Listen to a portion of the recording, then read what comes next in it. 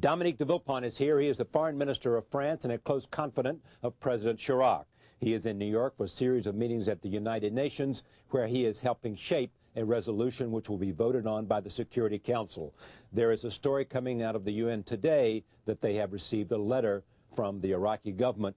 More about that tomorrow. I am pleased to have the Foreign Minister of France here for his first appearance on this program. Thank you, Chairman. Let me understand the position of your government. It seems that the policy is to the United States, if you get Security Council sanction resolution, we're with you. If you don't, we're not. No, that's not the message we are sending to neither to the US, neither to the international community.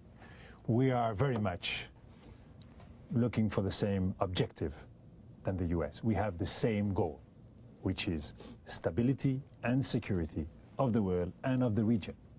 What we want is fight against proliferation and to have the inspectors back, the inspectors of the UN.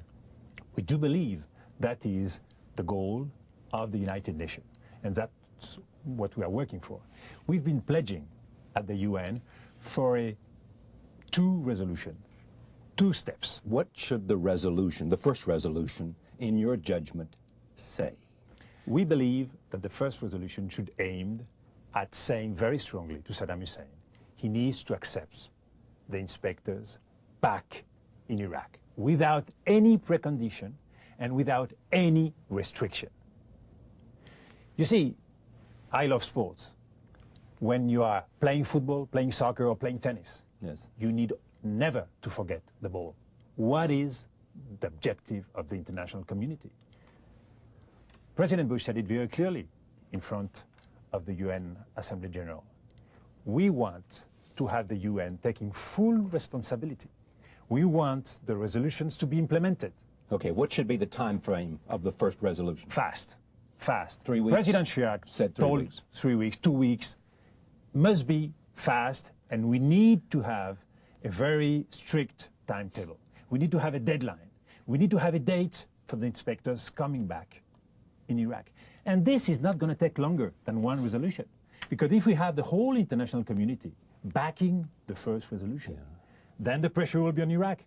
If Iraq does not accept, then the Security Council could meet again very fast and analyze all the options that we have. Sanctions, military intervention, everything will be on the table.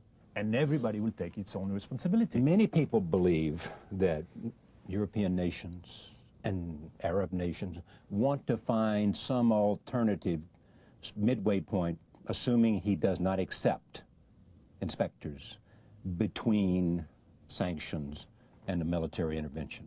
Is that true? No, I don't believe so. Do you think the administration, the Bush administration, has put forward the incriminating evidence that makes it essential to do something about Saddam Hussein's desire for weapons of mass destruction? I think today we all are convinced of the potential risks that Iraq represents. But have you seen the evidence? Do you believe the evidence is there? Most of the interesting evidence we have them in the period of 91 and 98. That's when the inspector was there. And this is another argument, very important element, that shows that we need to have the inspectors back to know exactly what's going on. You see, if we want to be precise, we need to stick to the facts, not just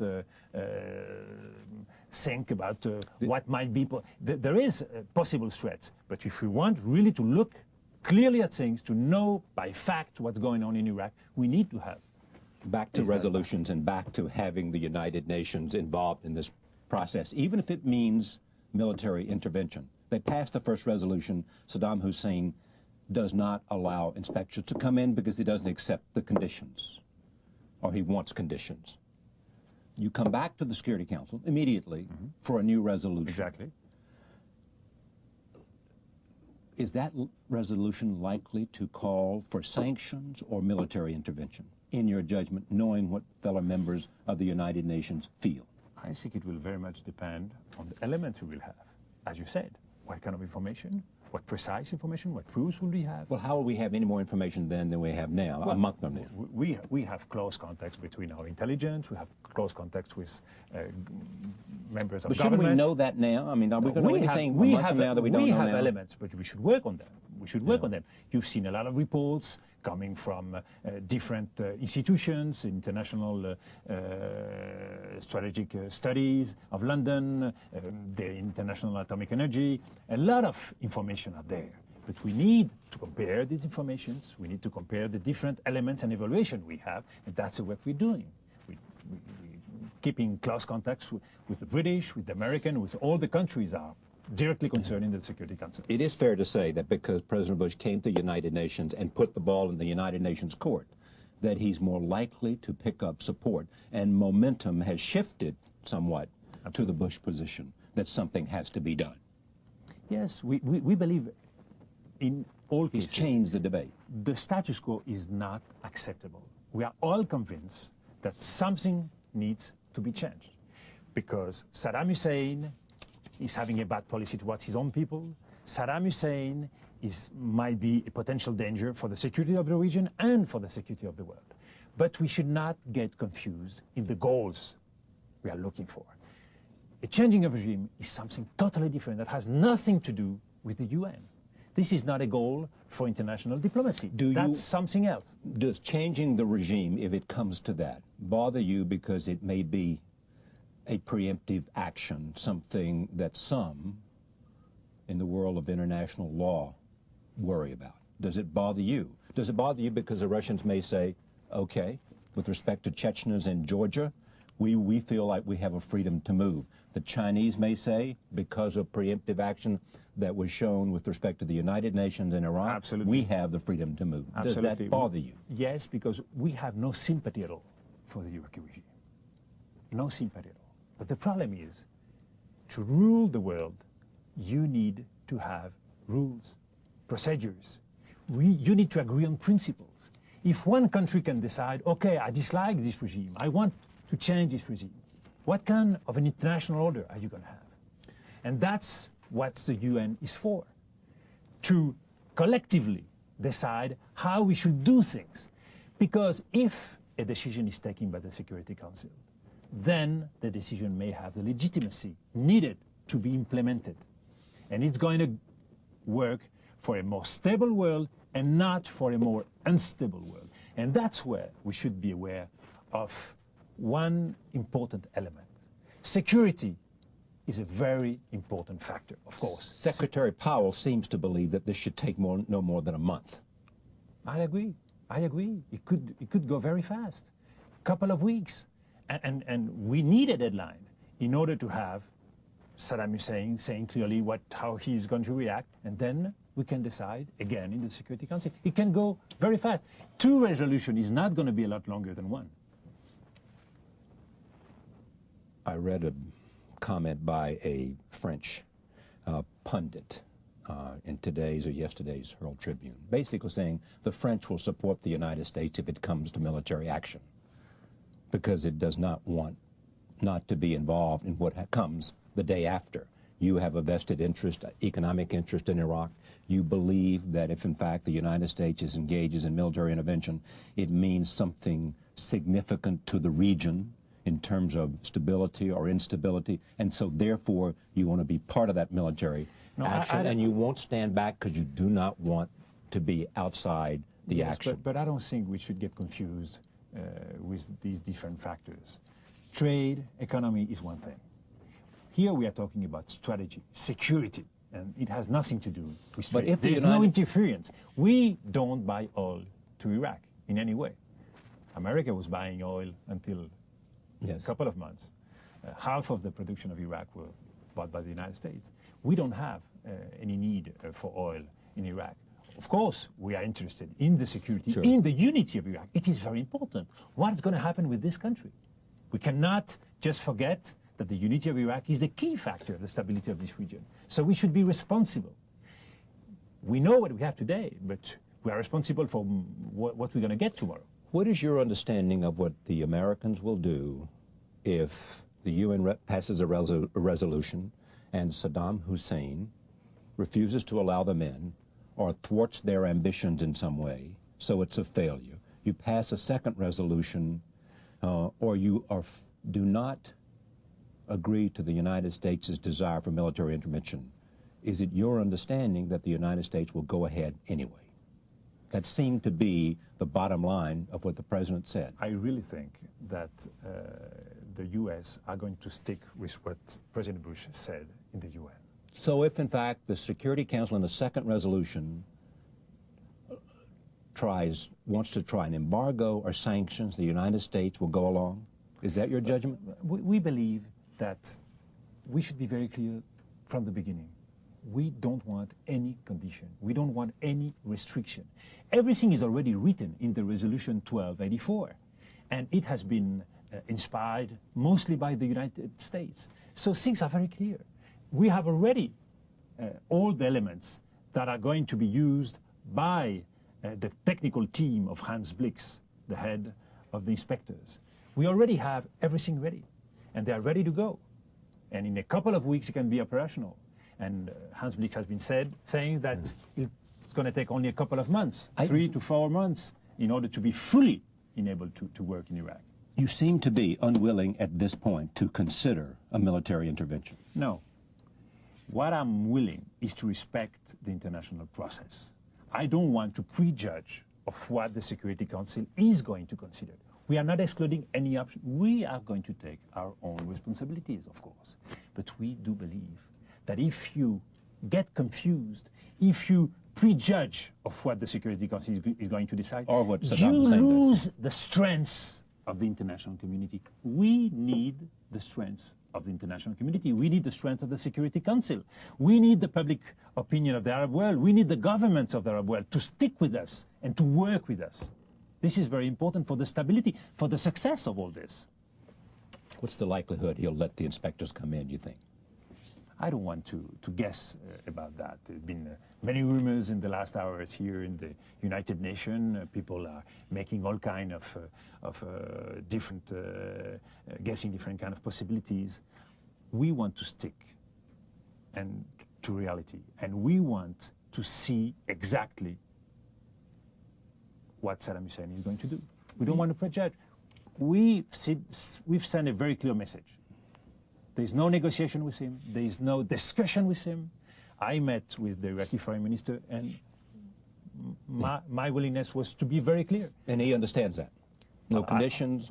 The message was very clear. No negotiations? The message was very clear. Then we'll have to see how Baghdad is going to react and what they're going to decide. But there must be no misunderstanding, and I think it is important for the international community to have the same kind of wording, to say the same things to the Iraqi. Let me try one more time at this. Do you worry, if it comes to military intervention, what the consequences will be in terms of instability in the region? Of course. Of course. Give me a sense of what that concern might be. First, we want the unity of Iraq. It is important for the region. We want the security of the region. If we just are thinking about an intervention which will add to the insecurity of the region, then it's not a progress. So we must, that's why we think there's different way to come to an intervention. There's some good ways, and there may be some bad ways. What are the good ways and what are the bad ways? The good ways is to have a legitimate action, to have a collective decision, and a collective action. Similar to the Gulf War? Exactly. Exactly. We should go through the UN, we should have the international community taking the responsibility for it, and then we'll be stronger. You have been at the United Nations all this week, and you've been talking to member states from the United Nations, I assume the Arab world, in Asia, Africa, and in the Arab world, and all over the world. Do you have a sense of where they are in terms? Sure. Is there a feeling that if whatever the United Nations Security Council decides is appropriate, most of those nations, most of them, will get behind it? Sure. I think there is a growing consensus in the international community about the danger that we may face with Iraq. And it's very, very stunning to see the determination of the Arab countries, of the third world countries. They do have the same clear message that we have. And all these people, they have been talking with the Iraqi delegation and sending the same message. That makes the international community strong. And it is very different to do things alone and to do things with the support and the backing of the community. How is this French government, without a socialist majority in the National Assembly, different from the previous French government in terms of foreign policy? One thing that President Chirac says he wants to do is build up the defense. Absolutely. Secondly, he's expressed concern about environmentalist issues. How is it different in any way with respect to France's role in the world? I think this government and President Chirac is very much aware of the danger of the world of today. Very much aware of the need for rules. Rules for environment, rules for ethic. That's why we are fighting for the ICC. We do believe that the world needs rules and we need to respect them. We do believe also we need to have a collective action on crisis.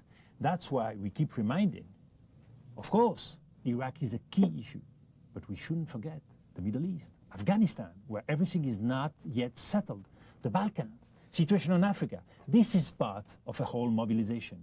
What I believe has changed is the fact that at the same time that the world was changing, we are very much willing to contribute positively to the new order.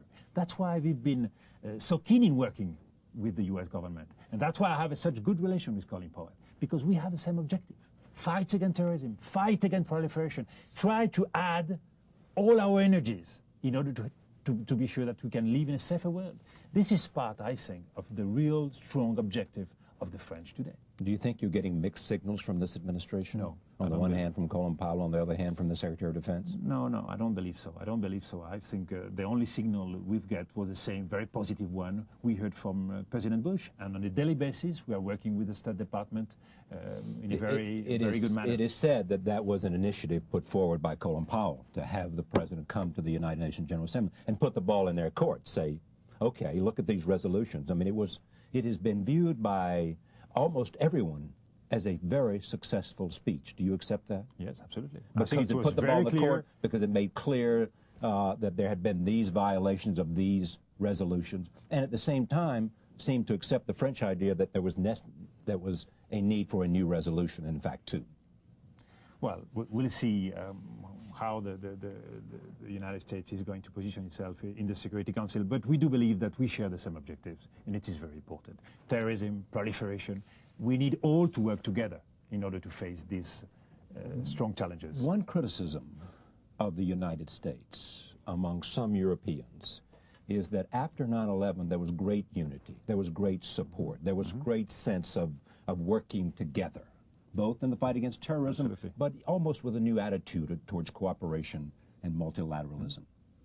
It is said that some in Europe believe that the United States squandered that opportunity and sort of sank into unilateralism.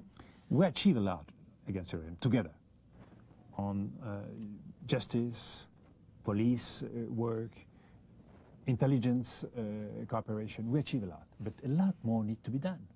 A lot more needs to be done. And we want really to do the same kind of mobilization on the other challenges, like proliferation.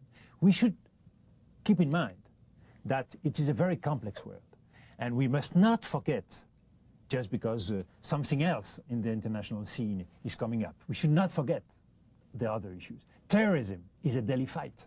We see it every day. You've seen it in Buffalo today. You've seen it in Karachi. We've seen it in Pakistan.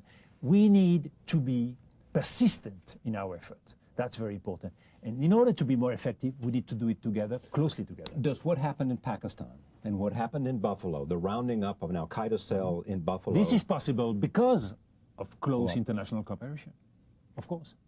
And there'll probably be no objection to the man that they captured who was said to be the ringleader of the 9/11 attacks, being sent to the United States for interrogation and the rest. Well, we do hope that this kind of cooperation on the judiciary front, on the police front, is going to work closely. It's been working closely with France. Our police, our justice have been cooperating very much, and with a lot of But success. there has been this notion that if the Musabi, what's his name? I've forgotten for a second. That if the man that was arrested out in Minnesota, that if in fact he's put on trial and that the death penalty is a possibility, that France may not want to... Massawi, yes. Yes. But that's a legal aspect. You see, but it's aspect of cooperation. Yes, but we are bound by our law. Our law says there is no death penalty in France.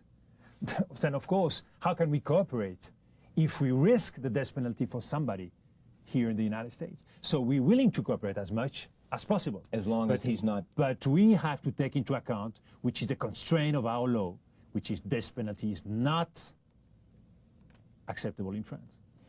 This is, of course, a legal limit, but everybody can understand that. So where are we now? Waiting for the Security Council to operate and to take its resolutions and hopefully to see the kind of internationally sanctioned initiatives that would include the world community against Saddam to see that he adheres to the UN resolutions. We need to keep in sending a very clear message to the Iraqi, of course, and we need to work on a growing support, and we need also to work together. That's what we have begun to do with all the other members, all the permanent members of the Security Council, in order to prepare the resolution that are going to be the one which the Security Council is going to examine. And is that going to be hard? I mean, what's going to be the give and take of that, preparing a resolution? I believe that. Seems pretty straightforward. While we have the same objective, we shouldn't have a lot of difficulties in finding a common ground. I mean, everybody seems to agree on what it ought to say. Yes. Open up and let's have a full and unfettered inspection with no conditions and no negotiations. Exactly. And then if that doesn't happen, then you come back to Security Council for Resolution 2, which may include military intervention, which may include an embargo, which may include other kinds of sanctions. But the United States seems to have said, in the end, I discussed this matter. If we give him the chance to open up the country and he doesn't, then we have no alternative but to consider a military intervention. But we understand very clearly this position. But we are open to discussion. We've been discussing very frankly this matter, and I do believe that we'll find some common ground in the coming days. You do? You're hopeful? Yes. Thank you for coming. Thank you. Look forward to it. Thank you, Charlie. Pleasure. Thanks. Thank you. We'll be right back. Stay with us.